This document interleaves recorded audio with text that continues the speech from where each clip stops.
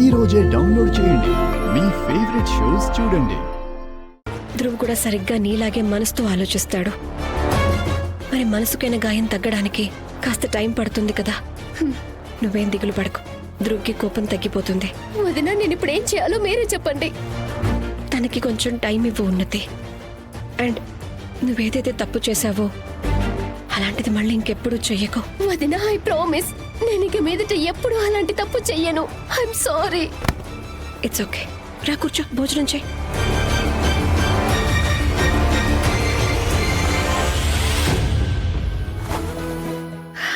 ఇక్కడ చూడండి,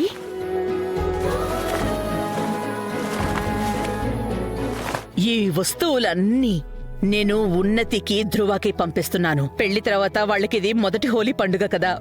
పైగా ఇప్పుడు ఒక బుజ్జి బేబీ కూడా రాబోతోందిగా. నేను నా కొండంత సంతోషాన్ని మన ఉన్నతి మీద కురిపించేయాలనుకుంటున్నాను. రాఘవ, చెప్పండి అత్తయ్య. నీకు వీటి మీద ఏమైనా యాడ్ చేయాలనుందా?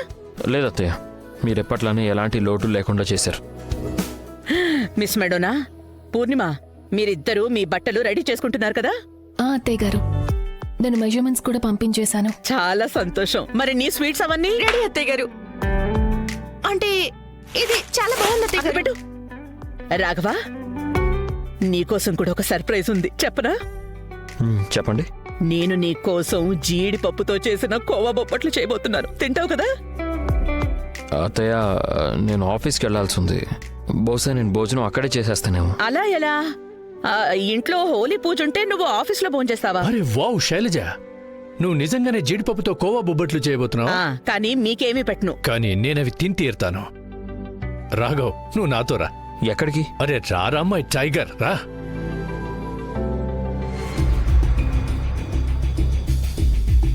అత్తయ్య గారు, చూస్తుంటే రాఘవన్నయ్య రేఖని మిస్ అవుతున్నట్టున్నారు.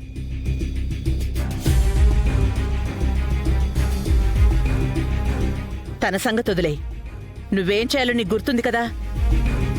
ఇంకా చాలా ఏర్పాట్లు చేయాల్సింది. వెళ్ళి ఆ పనులు చూసుకో. అలాగే. అత్తయ్య గారు, ఇది నేను తీసుకున్నా. అక్కడ పెట్టు, కింద పెట్టు. వెళ్ళు, వెళ్ళి పూర్ణిమకి సహాయం చెయ్యి. నేను తీసుకుంటానంట, నన్ను దోచేస్తుంది. ఏం పర్వాలేదు, ఈరోజు గుర్తొస్తుందేమో, కానీ రేపన్నీ మర్చిపోతాడు. కన్సైన్మెంట్ పాతిక ఆర్డర్స్ కదా, మరి 20 ఎందుకు ప్యాక్ చేస్తారు? మిగిలిన 5 కాటన్స్ ఎక్కడ? అడిగేది మిమ్మల్నే, మిగిలిన 5 కాటన్స్ ఎక్కడ? ధ్రువ్, ఒకసారి ఇట్రా. మిగిలిన 5 కాంట్రాక్ట్స్ నేనే పక్కన పెట్టాను. నువ్వు నీ యూత్ జోష్లో ఈ సూపర్వైజర్ జాబ్ని అంత సీరియస్గా తీసుకోవడం మానే. నీకంటే ముందు ఒక అబ్బాయి ఉండేవాడు కదా, వాడు అన్నీ చూసి చూడనట్టు వదిలేసేవాడు. ఇందులో లాభం నా ఒక్కడిదే కాదు, నీకు కూడా ఉంటుంది. మరి మనం నిజాయితీగా పనిచేస్తామని బాధ్యత తీసుకున్నావు కదా, దాని సంగతి ఏంటి? నిజాయితీతో ఇల్లు గడవదు, పిల్లల స్కూల్ ఫీజులకు కూడా డబ్బులు చాలవు. అయితే నువ్వు గనక ఇది నీ పిల్లల కోసం చేస్తున్నట్లయితే నీతో పాటు నీ పిల్లల్ని కూడా అవినీతి పనులు చేస్తున్నావు. అండ్ నేను వెళ్ళి సీనియర్స్కి నీ మీద కంప్లైంట్ చేయడానికి ముందే వెళ్ళిపో ఇక్కడి నుంచి. నేను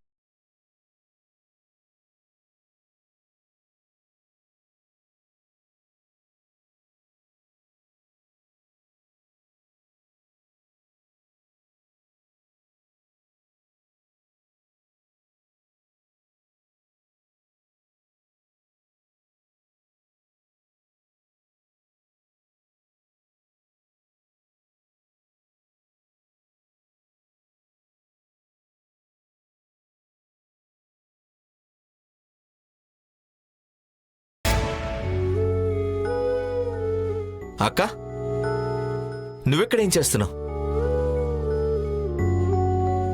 నీకు తెలుసుగా, అమ్మ తన పిల్లలకి సరిగ్గా భోజనం పెట్టే వరకు తల్లిగా తను తన బాధ్యతను నిర్వర్తించలేదు అని అనుకుంటుంది. ఇది నిజమే. అయినా ఇప్పుడు నువ్వేం చేసావో నేను చూశాను. నీకు తెలుసా, నువ్వు చాలా మంచి తండ్రి అవ్వబోతున్నావు. ముందొక మంచి భర్తనవ్వాలక్క. నేను అది అవ్వటంలోనే ఫెయిల్ అయిపోయాను. అలా ఏం లేదు ధ్రువ్, నువ్వు ప్రయత్నిస్తున్నావుగా. నీకు ఉన్నతికి పుట్టబోయే బిడ్డ భవిష్యత్తు కోసం అదొక్కటే చాలు. మరి నీ సంగతి ఏంటక్క? నీకేది ముఖ్యం? నువ్వు ఎలా మాట్లాడుతున్నావంటే కేవలం నా ఒక్కడి సంతోషం ముఖ్యం అన్నట్లు. ఏదో రాఘవ్ బావ వాళ్ళు ఇల్లు వదిలినందుకు నీకేం తేడా లేనట్లు.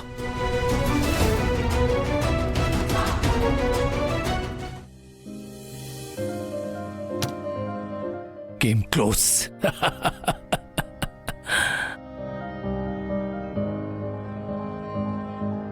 నేను మీ ఎత్తున అస్సలు అర్థం చేసుకోలేకపోయాను మావయ్య. రాఘవ్, నువ్వు ఇది రెండోసారి నా దగ్గర ఓడిపోవడం.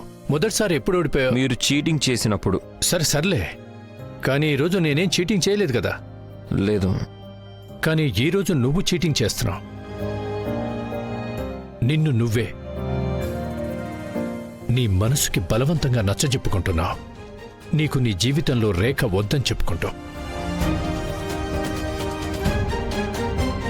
మీరు మీ గెలుపుకి వేరే అర్థాలు తీసుకుంటున్నారు మావయ్య. రేఖ నా జీవితంలో ఏమీ కాదు, కేవలం ఒక ఒప్పందం అంతే. Guarantee card type. కానీ నీ మొహం ఇంకేదో చెప్తుంది. నీ దిగులుగా ఉన్న కళ్ళు గట్టిగా అరిచి మరీ చెప్తున్నాయి. రేఖ వెళ్ళిపోవడం వల్ల నువ్వెంత బాధపడుతున్నావో. నేను వెళ్తాను, నాకు చాలా పనుంది. రాఘవ్, కూర్చో నాన్న. పని ముఖ్యమే, కాని బంధాలు దానికంటే ఎక్కువ.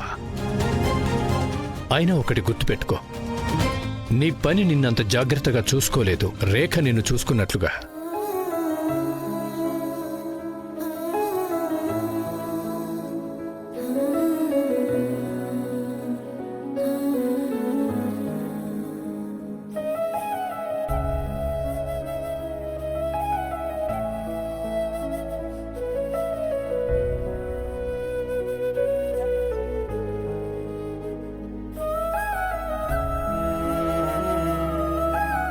నన్ను చూసుకోవడానికి నాకు ఎవ్వరు అవసరం అక్కర్లేదు మావయ్య. అలా అంటూ రేయి పగలు నీ మనసుకి నచ్చజెప్పుకుంటున్నావు.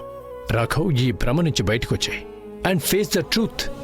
నీది రేఖది బంధం ఎక్కడైతే మొదలైందో నాన్న, ఈరోజు అది చాలా దూరం వెళ్ళిపోయింది. అరే ఇంకో విషయం, సముద్రం లోతెంతో అందులో మునిగితేనే అర్థమవుతుంది. ఇక బంధాల లోతు వాటి నుంచి బయటపడ్డాకే తెలుస్తుంది.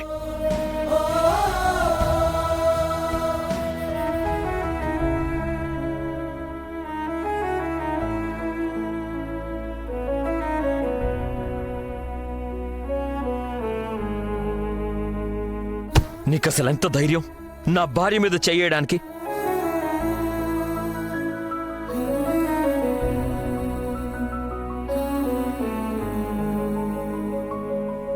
నువ్వు అడిగావు కదా నేను నీకు ఏమవుతాను అని. సో ఈ రోజు నుంచి మన ఇద్దరం ఫ్రెండ్స్ రేఖ.